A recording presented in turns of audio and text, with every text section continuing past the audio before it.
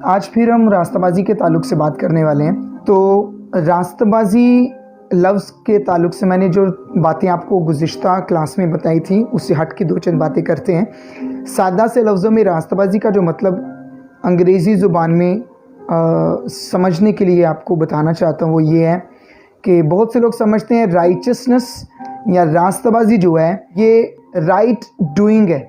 रास्ताबाजी अच्छे काम करना, नेक काम करना, रास्ताबाजी के काम करना, बदी ना करना, ये करना, ऐसा ना करना, वो करना, इसको राइचसनेस कहते हैं, रास्ताबाजी कहते हैं। लेकिन रास्ताबाजी राइचसनेस जो है वो राइट डूइंग नहीं है बल्कि राइट बीइंग है। राइट डूइंग में और राइट बीइंग में फ़र्क होता है। रास्ताबाजी का मतलब नेकी करना नहीं है बल्कि नेक होना है। अब नेकी करने में और नेक होने में फ़र्क है, ये दोनों अलग अलग बातें हैं। नेकी करने वाले में और नेक होने में फ़र्क होता है। मैं जानता हूँ दुनिया में, ज़माने में हमें यही पता है कि जो शख्स नेकी करता है हम उसको नेक कहते हैं, जो शख्स बदी करता है हम उसे बद कहते हैं, बदकार कहते हैं, बुरा कहते हैं।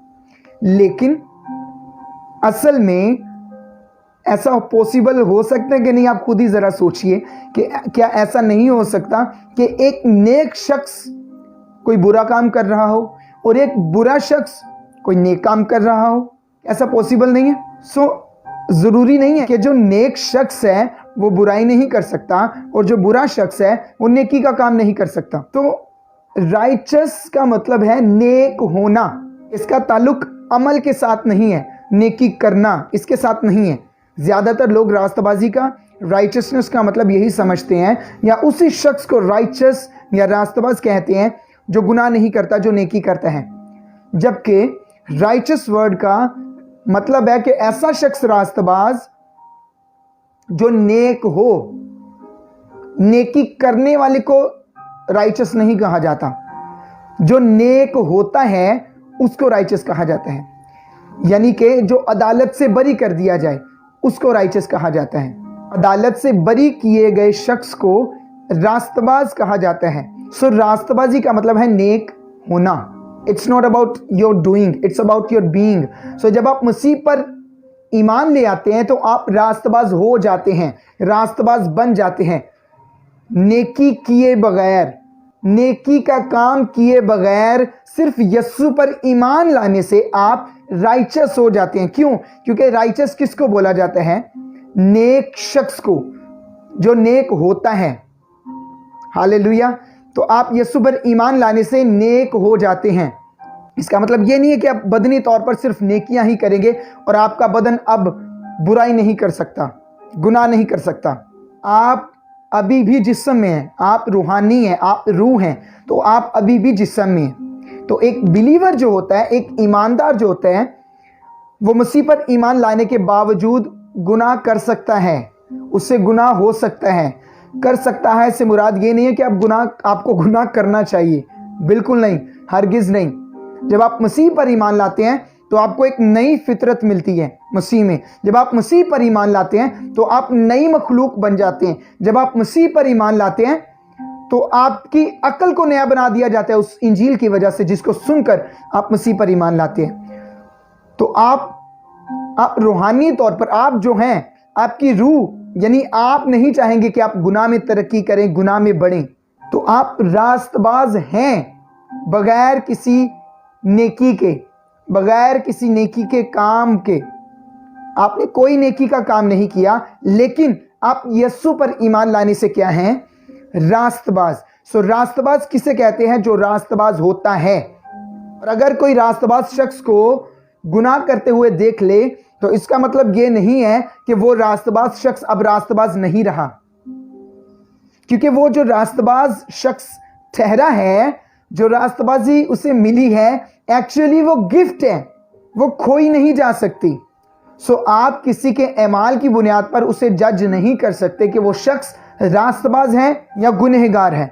आप उसकी तालीम से, उसकी बातों से कि वो मानता क्या है, मसीह के बारे में उसको क्या पता है, वो क्या समझता है, इंजील क्या है, جب وہ بات کرتا ہے تو اس بات سے آپ اندازہ لگاتے ہیں کہ یہ شخص راست باز ہے یا گنہگار ہے۔ اگر تو وہ مسیح کو اپنا شخصی نجات دہندہ قبول کرتا ہے، مانتا ہے کہ مسیح نے میرے سارے گناہ اٹھائے صلیب پر اور اس نے پوری قیمت ادا کی ہے، تو وہ شخص راست باز ہے۔ ایسا ایمان رکھنے والا شخص راست باز ہے، گناہ سے آزاد ہے، شریعت سے آزاد ہے، لعنت سے آزاد ہے، موت سے آزاد ہے۔ ٹھیک ہے؟ کیوں؟ کیونکہ اس نے ایسے شخص پر ایمان رکھا ہے، ایسے شخص کا یقین کیا ہے جس نے گناہوں کی قیمت چکائی ہے، جس نے گناہوں کی سزا سہی ہے، اور جس نے عدالت کے پورے تقاضوں کو پورا کیا ہے، ہر تقاضے سے ملا ہے۔ وہ ایسے شخص پر وہ ایمان لایا ہے، اس لیے وہ راست باز ٹھہرا ہے، اس لیے وہ عدالت سے بری ہے۔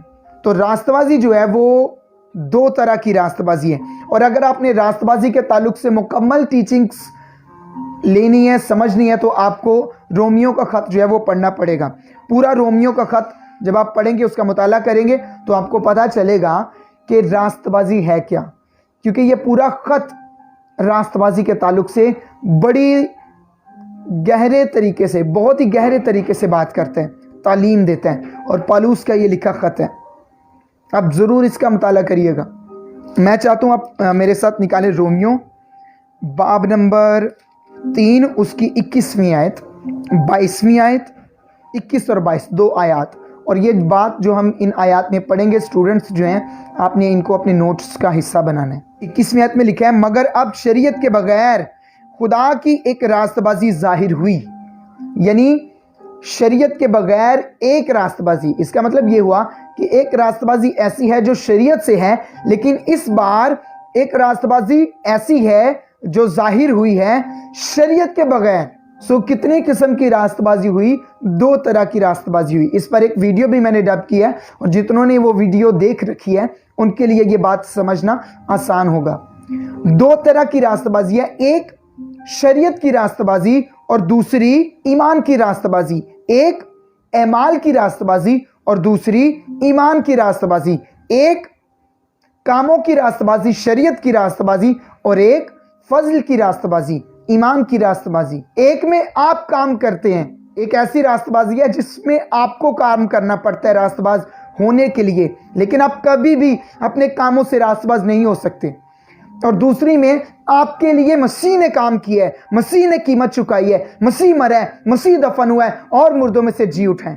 تو اس میں آپ صرف مسیح پر ایمان لاتے ہیں اور آپ راست باز گنے جاتے ہیں۔ آپ گنہگار نہیں، ایسے شخص گنے جاتے ہیں جس نے کبھی گناہ نہیں کیا اور نہ کبھی کرے گا خدا کی نظر میں۔ Hallelujah, praise the name of the lord Jesus. راست بازی دو طرح کی ہے، ایک انسان کی اپنی ایجاد کردہ راست بازی، دوسری خدا کی طرف سے دی گئی، یسوع مسیح کی طرف سے، یسوع مسیح کی قربانی کی وجہ سے، یسوع مسیح کے فنشڈ ورک کی وجہ سے، اس کے مکمل کیے گئے کام کی وجہ سے دی گئی راست بازی، جو کہ تحفے کے طور پر، گفٹ کے طور پر آپ کو اور مجھے ملتی ہے۔ ایک وہ راست بازی، ایک راست بازی انسان کی کوشش پر مبنی ہے، اور ایک راست بازی مسیح کے تکمیل شدہ کام پر مبنی ہے۔ ایک راست بازی میں انسان خود کام کرتا ہے، اور ایک راست بازی میں خدا خود انسان بن کر انسان کے لیے کام کرتا ہے، تاکہ انسان کو کام نہ کرنا پڑے بلکہ تحفے کے طور پر وہ راست بازی حاصل کرے۔ Praise the name of the lord Jesus. آپ سمجھ رہے ہیں میری بات کو؟ دو طرح کی راست بازی ہے۔ 21ویں ایسے پھر سے پڑھ دیتا ہوں، مگر اب شریعت کے بغیر خدا کی راست بازی، خدا کی کس کی؟ خدا کی راست بازی۔ تو آپ کے اور میرے پاس، ایک ایماندار کے پاس، ایک ایسے شخص کے پاس جس نے مسیح کو قبول کیا ہے، جو راست بازی ہے وہ خدا کی راست بازی ہے۔ نوٹ کریں، آپ کے پاس، ایک ایماندار کے پاس جو راست بازی ہے وہ خدا کی راست بازی ہے، اور دوسرا کرنتھیوں 5:21 کے مطابق ہم مسیح میں ہو کر خدا کی راست بازی ہیں۔ ہم خدا کی راست بازی ہیں مسیح میں، واو! اور ہمارے پاس مسیح کی راست بازی ہے، یعنی خدا کی راست بازی ہے۔ آپ کے پاس جو راست بازی ہے وہ خدا کی راست بازی ہے۔ آپ جب کہتے ہیں کہ میں راست باز ہوں، وہ اس لیے کیونکہ آپ کے پاس خدا کی راست بازی ہے۔ تو آپ کبھی بھی ایسا نہیں ہو سکتا تھوڑی دیر کے لیے راستہ باز ہیں اور تھوڑی دیر کے لیے ناراض ہیں، پھر تھوڑی دیر کے لیے راستہ باز ہیں، پھر تھوڑی دیر کے لیے ناراض ہیں۔ نہیں، آپ کے پاس خدا کی راستہ بازی ہے، تو جس طرح خدا ہمیشہ کے لیے راستہ باز ہے اور رہے گا، اسی طرح آپ ہمیشہ کے لیے راستہ باز ہیں اور رہیں گے۔ جس طرح اس کی راستہ بازی میں کوئی فرق نہیں ہے، کوئی سایہ نہیں پڑتا، کوئی اونچ نیچ نہیں آتی، اسی طرح آپ کے پاس جو راستہ بازی ہے اس پر کوئی سایہ نہیں پڑے گا۔ ایسا نہیں ہو سکتا کہ آپ کسی وقت راستہ باز ہیں اور کسی وقت ناراض ہیں، کیونکہ آپ کے پاس جو راستہ بازی ہے ایک مسیحی ایماندار کے پاس، وہ خدا کی راستہ بازی ہے۔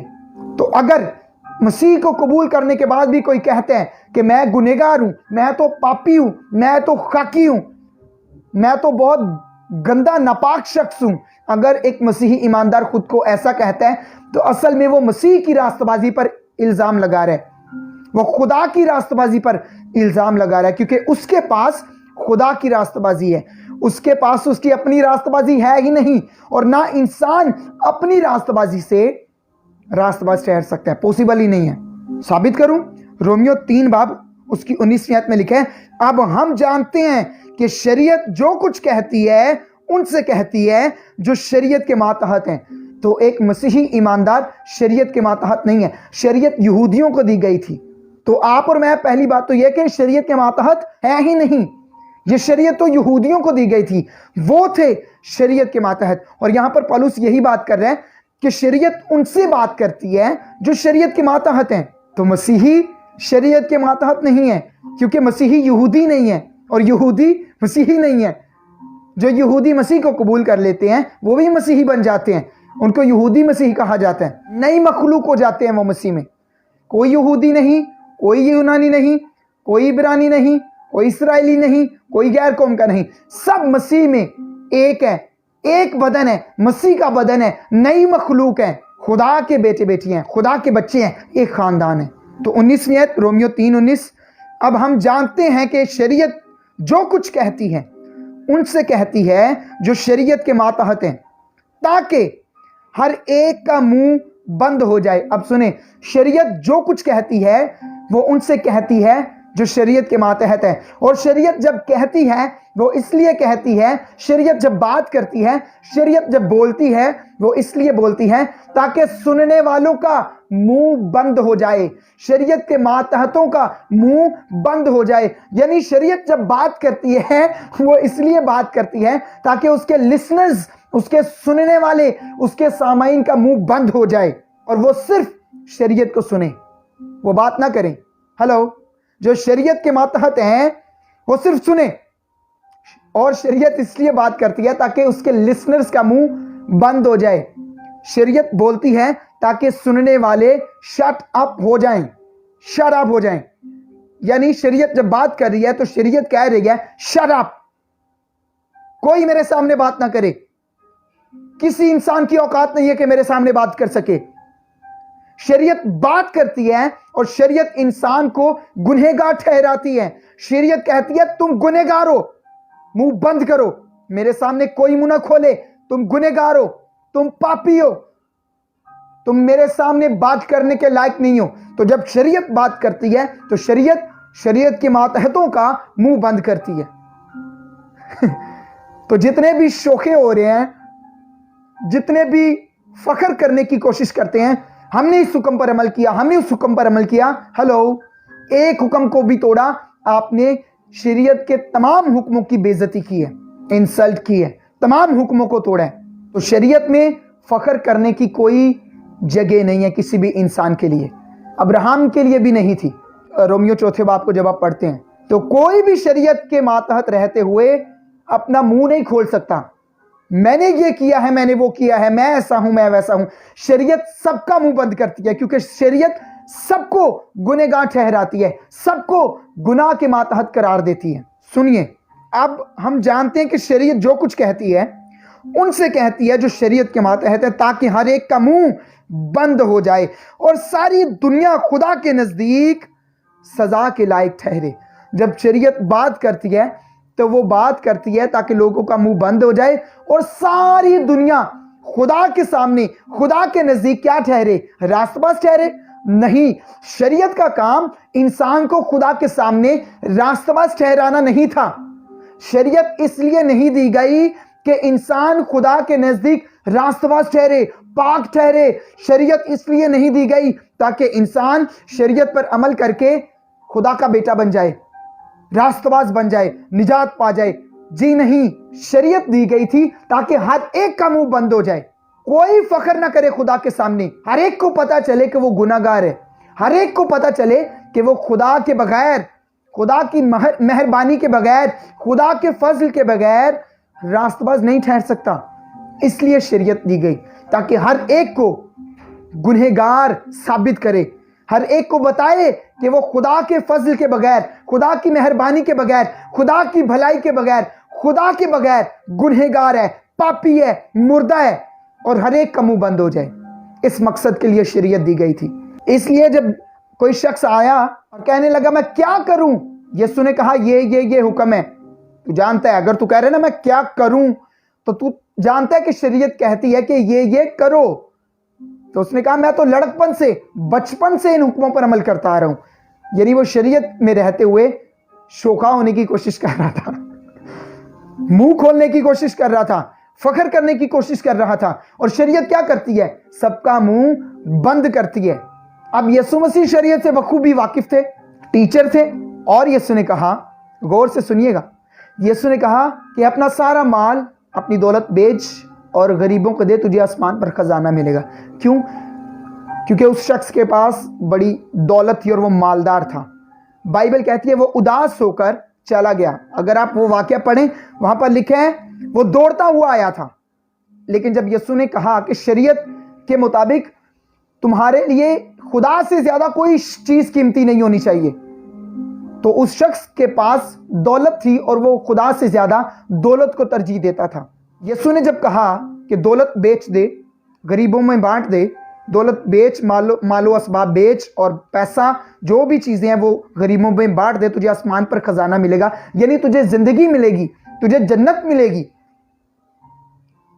تو آسمان کی بادشاہی میں ہوگا. تو وہ اداس ہو کر چلا گیا. یعنی انسان کبھی بھی اپنے اعمال کی بنیاد پر خدا کی بادشاہی میں داخل نہیں ہوگا. وہ اداس ہو جائے گا کیونکہ وہ تقاضوں کو پورا نہیں کر سکتا, شریعت کو پورا نہیں کر سکتا.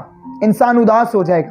تو جب اس کے سامنے حکم رکھے گئے, اس کو بتایا گیا اگر تو سمجھتا ہے کہ تیرے کرنے سے تو ہمیشہ کی زندگی پائے گا, تو یہ لے حکم, کر پورے اور پالے زندگی. میں تو بچپن سے چھوٹا سا تھا خداوند, میں تو چھوٹا سا تھا, ابھی ٹھیک سے چلتا بھی نہیں تھا, میں تو حکموں پر عمل کرتا آیا ہوں. یسوع نے کہا تو نے حکم, شریعت کا پہلا حکم ہی توڑ دیا ہے. تو نے خدا کو نہیں دولت کو ترجیح دیا. اور پہلا حکم کیا ہے؟ ایک خدا کو ماننا, فقط اس کی بندگی اور اسی کو سجدہ کرنا. لیکن تیرے پاس دولت ہے اور تو خدا سے زیادہ اپنی دولت کو ترجیح دیتا ہے. تو جو شخص کہہ رہا تھا میں تو بچپن سے چھوٹا تھا, لڑکپن سے حکموں پر عمل کرتا آ رہا ہوں, یسوع نے کہا بیٹا اصل میں تو نے پہلے حکم کو ہی توڑ دیا ہے. جس طرح جب 10 احکام لے کر وہ نیچے آیا تو انہوں نے پہلے حکم کو ہی توڑ دیا تھا. وہ غیر معبود کی پرستش کر رہے تھے, بچڑے کی پرستش کر رہے تھے. تو کوئی بھی شخص شریعت کے ماتحت اپنا منہ نہیں کھول سکتا کہ میں راست باز ہوں, میں نے حکموں پر عمل کیا ہے. جب بھی وہ ایسا کرے گا تو اس کو پتا چلے گا کہ اس کے اندر ایک کمی ہے. یسوع نے اس کو یہی کہا تھا, اچھا بچپن سے, لڑکپن سے حکموں پر عمل کرتا رہے, لیکن تجھ میں ایک کمی ہے, ایک بات کی کمی ہے. اور وہ کمی کیا تھی؟ کہ اس نے پہلے حکم کو ہی توڑ دیا تھا. تو کوئی بھی نہیں کہہ سکتا میں نے شریعت پر عمل کیا ہے, کوئی بھی نہیں کہہ سکتا. کیوں؟ کیونکہ شریعت کیا کرتی تھی؟ ساری دنیا کو خدا کے نزدیک سزا کے لائق ٹھہراتی تھی کہ سب نے گناہ کیا ہے اور سب سزا کے لائق ہیں. اور سزا کیا؟ گناہ کی مزدوری موت ہے. یہ شریعت کا قانون ہے. جو جان گناہ کرے گی سو مرے گی. سو کوئی شخص بھی شریعت پر عمل کر کے راست باز نہیں ٹھہر سکتا تھا, سزا سے بری نہیں ہو سکتا تھا, عدالت سے بری نہیں ہو سکتا تھا. تو شریعت کا کام سنیں, شریعت کا کام راست باز ٹھہرانا نہیں تھا کسی بھی شخص کو. یعنی کہ شریعت کا کام کسی بھی شخص کو عدالت سے بری کرنا نہیں تھا. کیا لکھا ہے رومیو 3:19 میں؟ کہ شریعت کا کام ساری دنیا کو خدا کے نزدیک سزا کے لائق ٹھہرانا تھا. سو شریعت انسان کو खुदा के सामने अदालत से बरी नहीं करती, बल्कि शरीयत इंसान को खुदा के सामने सजा के लायक ठहराती है। इसने गुनाह किया है, ये सजा के लायक है। इसने गुनाह किया है, ये लानत के लायक है। इसने गुनाह किया है, ये बीमारी के लायक है, ये मौत के लायक है, क्योंकि इसने गुनाह किया है। इसने शरीयत को तोड़ा है, इसने हुक्म-ओ-दुली की है। ये शरीयत का काम था। शरीयत सबका मुंह बंद करती है। शराब, शराब, ये शरीयत कहती है। तो जितने भी शरीयत में रहते हुए फख्र करने की कोशिश करते हैं, सुनिए, शरीयत आपसे कहती है shut up, don't talk, shut up. कुछ भी ऐसा नहीं है कि आप शरीयत में रहते हुए कहें कि मैंने ये किया है, मैंने वो किया है, इसलिए खुदा मुझसे खुश है, खुदा मुझसे नाराज नहीं है। और ना हो सकता है, मैं रास्तबाज हूं क्योंकि मैंने ये किया है, एक लंबी चौड़ी फहरिस्त पर अमल किया है। हरगिज नहीं, ये आपके अमाल से नहीं है जनाबे वाला। It's not about you, it's about him जो मरा है आपके लिए, जिसने शरीयत के सारे तकाजों को पूरा किया है। ये उसकी वजह से है। अब शरीयत आपका मुंह बंद नहीं करती, क्योंकि शरीयत को पूरा कर दिया गया है। अब शरीयत बात नहीं करती, अब शरीयत का मुंह बंद कर दिया गया है सलीब पर। शरीयत आपका मुंह बंद करती थी क्योंकि हम गुनाहों में मुर्दा थे। हर शख्स का मुंह बंद करती थी शरीयत। सारी दुनिया का लिखा है, सिर्फ उन यहूदियों का नहीं, सारी दुनिया का। सो यीशु ने शरीयत का मुंह बंद कर दिया सलीब पर, शरीयत के सारे तकाजों को पूरा करके। शरीयत तकाजे मांगती थी, बोलती थी, पूरा करो तमाम हुक्मों को। और जब कोई पूरा नहीं करता था तो शरीयत कहती थी शट अप, कोई शख्स ना बात करे, क्योंकि किसी ने तकाजों को पूरा नहीं किया। तो यीशु ने सलीब पर शरीयत के सारे तकाजों को पूरा कर दिया और शरीयत का मुंह बंद कर दिया। Praise the name of the Lord Jesus. इंसान कभी नहीं कर सकता था, ये यीशु ने किया है इंसान के लिए। ये उसकी मोहब्बत है। आप बोझ के नीचे, आप और मैं बोझ के नीचे दबे हुए लोग थे। यीशु ने उनसे कहा था, ऐ बोझ से दबे हुए लोगों, थके मांदे लोगों, सब मेरे पास आओ। मत्ती 11:28 में, मैं तुम्हें और शरीयत दूंगा, है ना? नहीं। मैं तुम्हें और काम दूंगा, नहीं। मैं तुम्हें और बोझ दूंगा, नहीं। मैं तुम्हें आराम दूंगा, मैं तुम्हें फजल दूंगा, मैं तुम्हें जिंदगी दूंगा और कसरत की जिंदगी दूंगा। क्योंकि शरीयत ने आप पर, इंसानों पर, सारी दुनिया पर, यहूदियों पर बोझ डाला हुआ था। यीशु ने कहा, ये बोझ मुझे दो, मैं शरीयत को पूरा करूंगा, मैं तुम्हें आराम दूंगा, मैं आराम दूंगा, मैं काम नहीं दूंगा, क्योंकि काम तो मैं खुद तुम्हारे लिए करूंगा, तो मैं तुम्हें आराम दूंगा। हालेलुया। दो तरह की रास्तबाजी है। रास्तबाजी को समझने के लिए ये मिसाल समझें। एक शख्स था, उसके घर से बहुत दूर कुआं था और वो कुआं रास्तबाजी थी। ये मैं मिसाल दे रहा हूँ खुद से, बाइबली मिसाल नहीं है, ये मैं आपको समझाने के लिए मिसाल दे रहा हूँ। कोई ये ना लिख दे कि बाइबल में ये कहाँ लिखी मिसाल है। तो एक शख्स है, उसके घर से दूर एक कुआं है और वो कुआं रास्तबाजी है, और ऐसी रास्तबाजी है, वो कुआं असल में खाली है, खाली कुएं की तरह वो रास्तबाजी है। एक शख्स को दूर से जाना है उस कुएं के पास और खुद उसमें पहले पानी भरना है, उस कुएं में पानी भरना है, यानी तकाजों को पूरा करना है। शरीयत क्या क्या कहती है, उन सारे तकाजों को पूरा करना है। उसके बाद जब वो उस कुएं को भर दे, तकाजों को पूरा कर दे, फिर वो 1 बाल्टी, 2 बाल्टी, 3 बाल्टियां ले और अपने घर जाकर पानी का इस्तेमाल करे, जो भी उसने पीना है। रास्तबाज ठहरे, शिफा पाए, निजात पाए या पाक बने। ऐसी रास्तबाजी थी शरीयत की रास्तबाजी। और इंसान के पास तो कोई पानी था ही नहीं, यानी उसके पास तो कोई रास्तबाजी थी ही नहीं, तो वो उस कुएं को, यानी रास्तबाजी के तकाजों को कैसे भर सकता था, कैसे पूरा कर सकता था? इम्पॉसिबल। कैसे इंसान खुद से पानी लाकर उस कुएं को भरे, फिर उसमें से खुद इस्तेमाल करे? यानी कैसे इंसान शरीयत की रास्तबाजी के तकाजों को पूरा करता, क्योंकि उसके पास तो कोई रास्तबाजी थी ही नहीं, तकाजों को पूरा करने के लिए उसकी काबिलियत ही नहीं थी। तो ये यस्सु था जो जिंदगी का पानी था, खुद आया और उसने उस खाली कुएं को भरा, शरीयत के तकाजों को पूरा किया और आपको और मुझे कहता है, आओ, खरीदो नहीं, आओ मुफ्त में मुझसे जिंदगी का पानी लो। मुफ्त में। मेहनत उसने की है, काम उसने किया है, रास्तबाजी के तकाज़ों को उसने पूरा किया। कैसे पूरा किया? मत्ती 3 बाब देखें, यहाँ पर जब यीशु मसीह बपतिस्मा ले रहे थे तो उन्होंने यूहन्ना से एक बात कही थी। वो बात क्या कही थी? मत्ती 3 बाब और उसकी 15 आयत में लिखा है, यीशु ने जवाब में उससे कहा, अब तू होने ही दे। जब यूहन्ना ने कहा कि मैं तो तुझसे बपतिस्मा लेने का मोहताज हूँ और तू मेरे पास आया है, तो यीशु ने जवाब में उससे कहा, अब तू होने ही दे, क्योंकि हमें इसी तरह सारी रास्तबाजी पूरी करना मुनासिब है। पूरी करना यानी रास्तबाजी एक खाली कुएं की तरह है, उसको पूरा करना है, उसको भरना है। और यीशु ने ये कैसे जाहिर किया कि इसी तरह रास्तबाजी को पूरा करना है? किस तरह?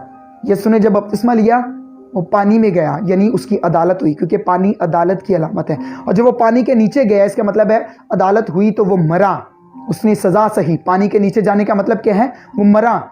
और जब वो पानी से बाहर आया, इट मीन्स वो जिंदा हुआ। तो यीशु मसीह के पानी का बपतिस्मा जो है वो असल में इसलिए नहीं था कि यीशु मसीह गुनहगार है और वो पानी का बपतिस्मा ले रहा है, या यीशु मसीह इसलिए पानी का बपतिस्मा ले रहा है ताकि हम जब ये बात पढ़े तो हम भी पानी का बपतिस्मा लें।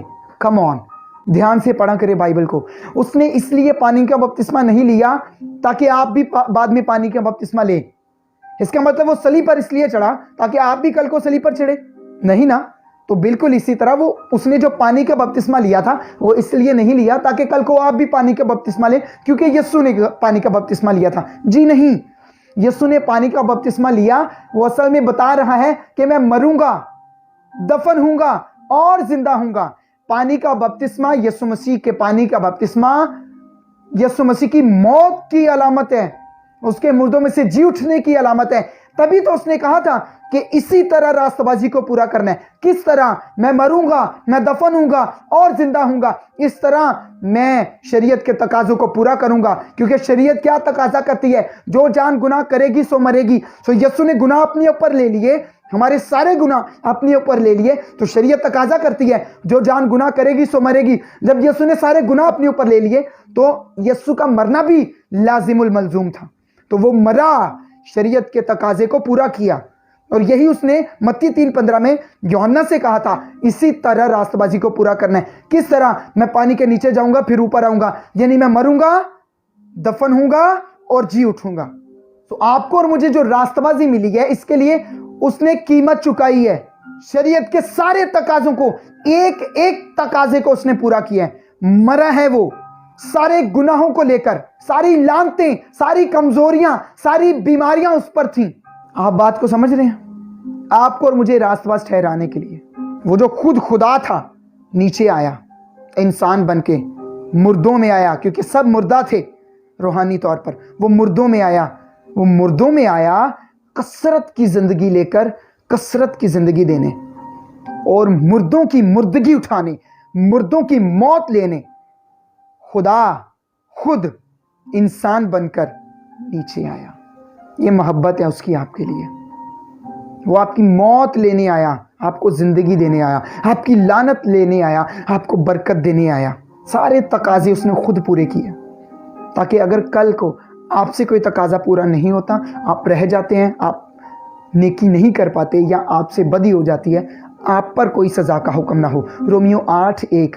बस अब से जो मसीह यस्सु में हैं उन पर कोई सजा का हुक्म नहीं है, क्योंकि यस्सु ने सजा सही है आपके और मेरे लिए।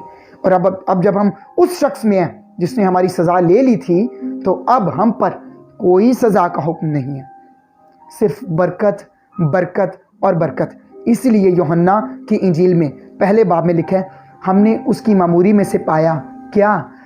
फजल पर फजल, ग्रेस अपॉन ग्रेस, फजल पर फजल, हुक्म पर हुक्म नहीं, सजा पर सजा नहीं, लानत पर लानत नहीं, फजल पर फजल, बरकत पर बरकत, मोहब्बत पर मोहब्बत, मेहरबानी पर मेहरबानी। दो तरह की रास्तबाजी, एक जिसके लिए यस्सु ने कीमत चुकाई, पूरी की और तोहफे के तौर पर आपको और मुझे ऑफ़र की, और हमने मसीह को जब कबूल किया, उस ऑफ़र को, उस रास्तबाजी को, उस तोहफे को कबूल किया। और दूसरी रास्तबाजी जो शरीयत की रास्तबाजी थी, अमल की रास्तबाजी थी, इंसान के कामों पर मबनी, इंसान की अपनी इजाद करदा रास्तबाजी थी। और इंसान कभी पूरी कर ही नहीं पाया, कभी रास्तबाज ठहर ही नहीं पाया। अगर इंसान कभी रास्तबाज ठहर पाता तो यीशु कभी ना आता। अगर इंसान यीशु मसीह के बगैर रास्तबाज ठहर सकता तो यीशु ना आता, ना मरता, ना दफन होता, ना जिंदा होता। अगर इंसान के पास पहले ही जिंदगी होती तो वो ना मरता कि आपको जिंदगी मिलती।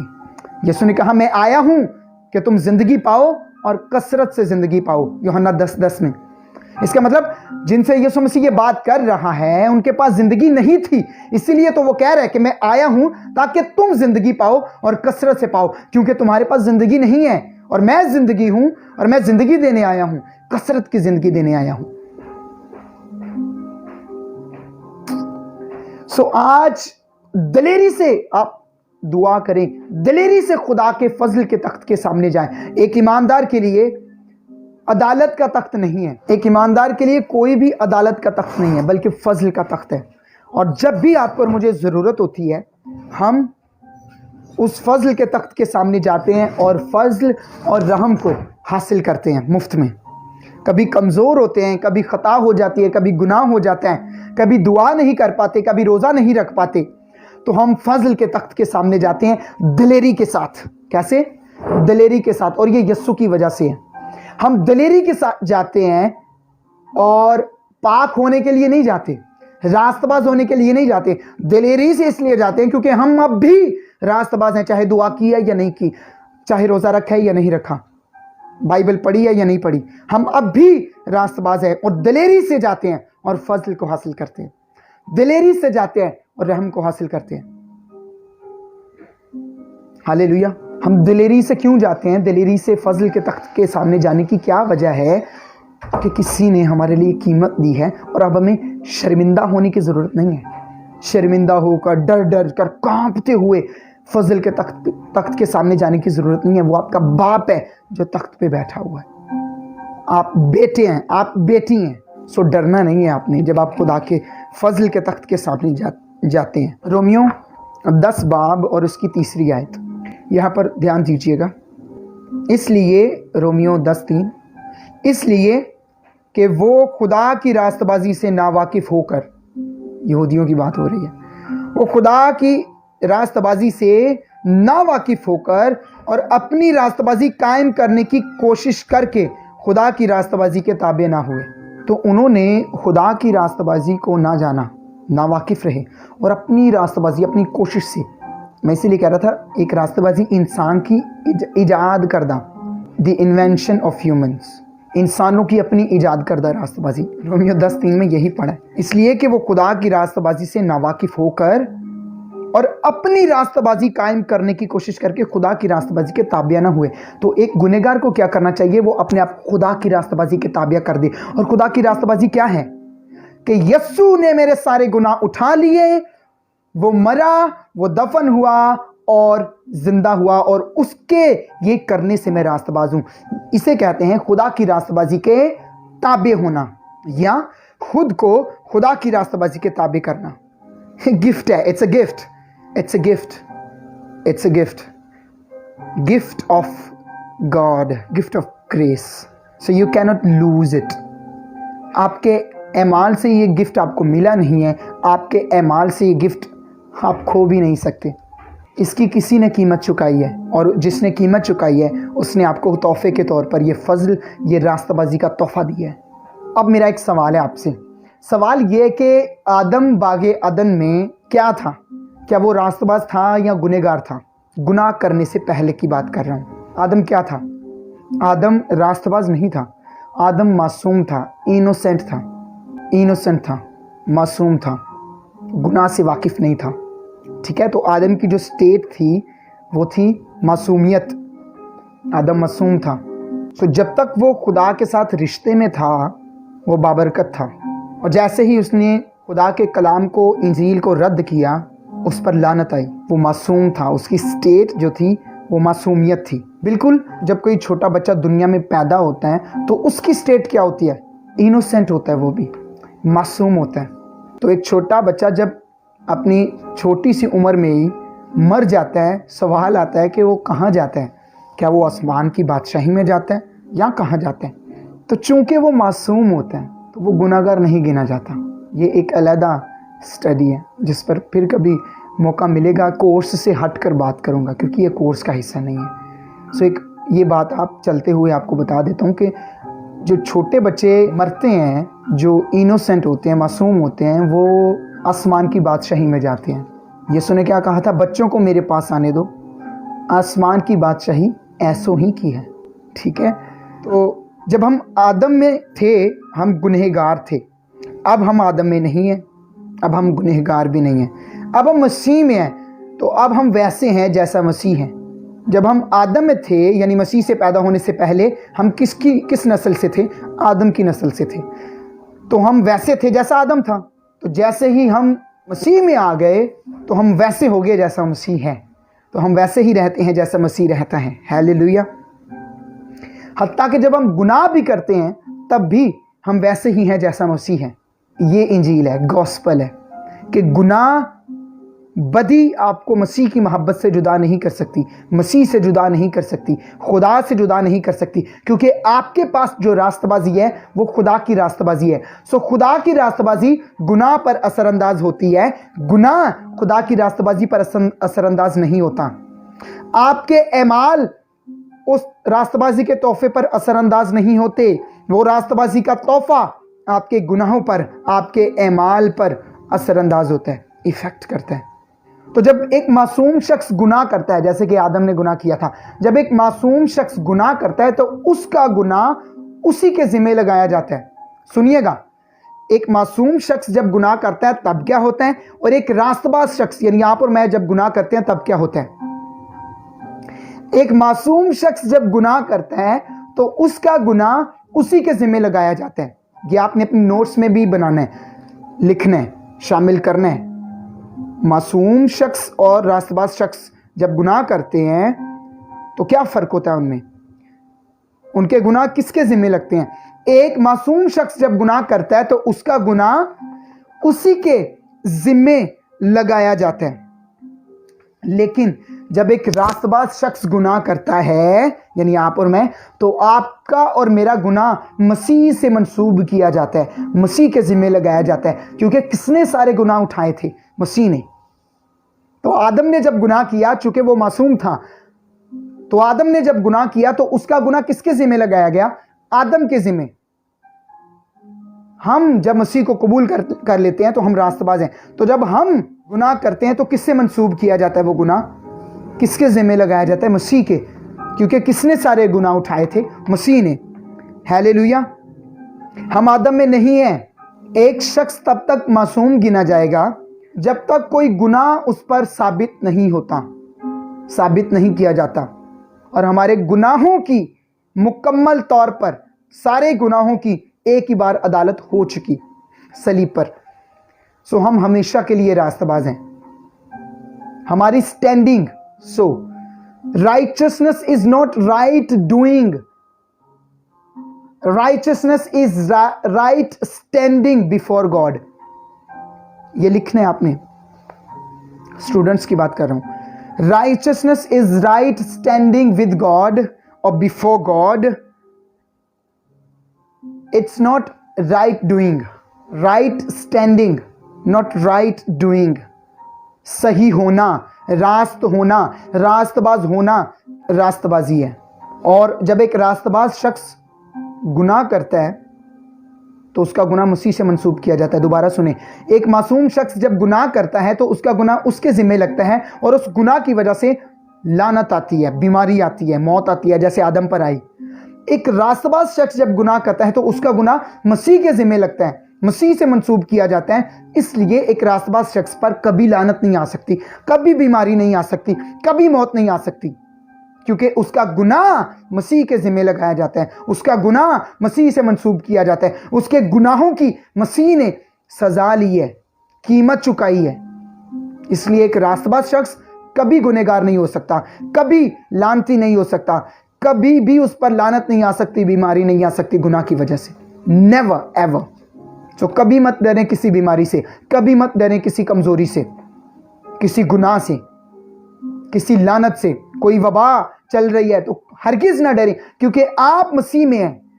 سب سے زیادہ محفوظ جگہ اس دنیا کے اندر وہ مسیح ہے، ایک شخص ہے، مسیح ہے، اور آپ اس میں ہیں۔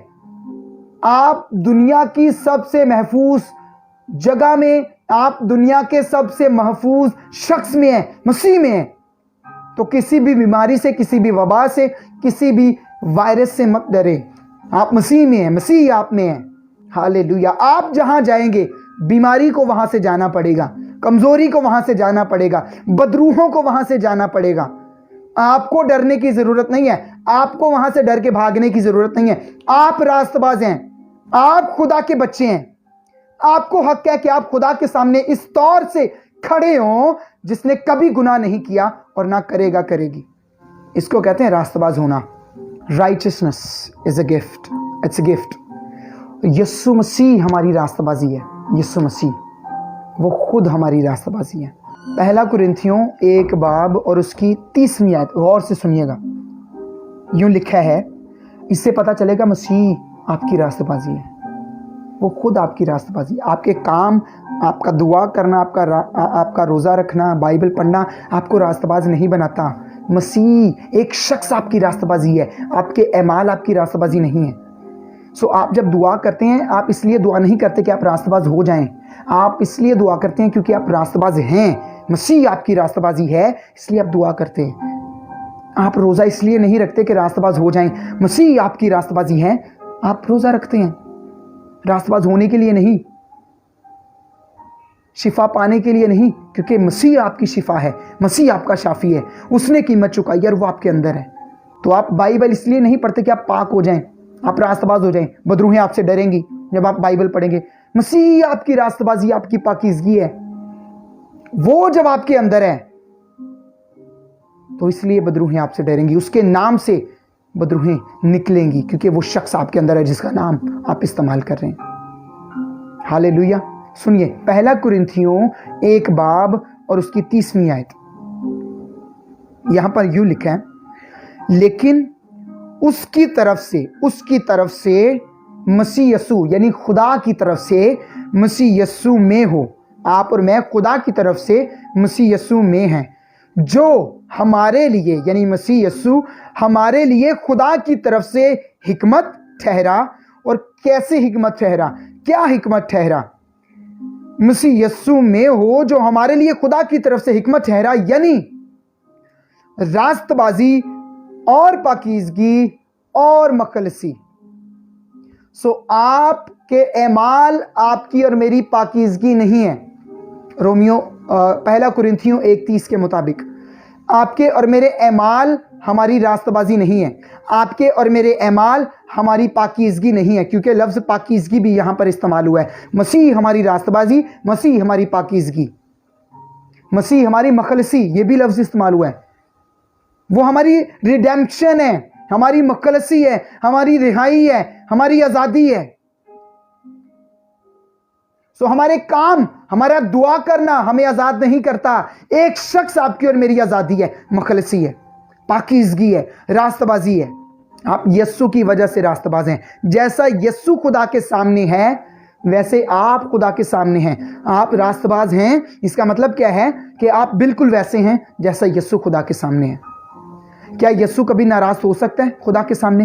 نہیں، تو آپ بھی نہیں ہو سکتے۔ کیوں؟ کیونکہ آپ کی راست بازی مسیح ہے، مسیح خود آپ کی راست بازی ہے۔ کیونکہ وہ ناراض نہیں ہو سکتا، میں اور آپ بھی ناراض نہیں ہو سکتے۔ کیونکہ وہ گناہگار نہیں ہو سکتا، میں اور آپ بھی گناہگار نہیں ہو سکتے۔ کیونکہ میری اور آپ کی راست بازی مسیح ہے۔ وہ ناپاک نہیں ہو سکتا، آپ اور میں ناپاک نہیں ہو سکتے، کیونکہ مسیح آپ کی اور میری پاکیزگی ہے۔ You are righteous in him and he is your righteousness۔ آپ اس میں خدا کی راست بازی ہیں اور وہ آپ کی راست بازی ہے، اور آپ خدا کی راست بازی ہیں۔ یہ سرکل، یہ دائرہ سمجھیں۔ آپ مسیح میں خدا کی راست بازی ہیں، آپ خدا کی راست بازی ہیں، لیکن مسیح آپ کی راست بازی ہے۔ اور مسیح کون ہے؟ خدا۔ یعنی آپ خدا کی راست بازی ہیں اور خدا آپ کی راست بازی ہے، اور آپ مسیح میں ہیں۔ آپ مسیح میں ہیں، آپ خدا کی راست بازی ہیں، آپ مسیح میں ہیں، خدا آپ کی راست بازی ہے۔ جو میں کہہ رہا ہوں سمجھ رہے ہیں؟ آپ مسیح میں ہیں، اس لیے آپ خدا کی راست بازی ہیں، اور آپ مسیح میں ہیں، اسی لیے خدا آپ کی راست بازی ہے. سو آپ بالکل ایسے پاک اور راست ہیں جیسے مسیح خود ہے، جیسا خدا خود ہے. واو واو واو. اسی لیے یہ راست بازی گفٹ ہے، تحفہ ہے، کیونکہ کوئی بھی شخص اس راست بازی کو، خدا کی راست بازی کو کما ہی نہیں سکتا. کسی کی اوقات ہی نہیں ہے، کمائی کر کے کوئی اس راست بازی کو حاصل نہیں کر سکتا. No one can. Nobody can do that. Nobody. آمین. اب میں یہاں پر جو ہے وہ ختم کرتا ہوں آج کے تعلیمی سلسلہ کو. اب اس تعلیم سے ریلیٹڈ آپ کا کوئی سوال ہے، پلیز کریے.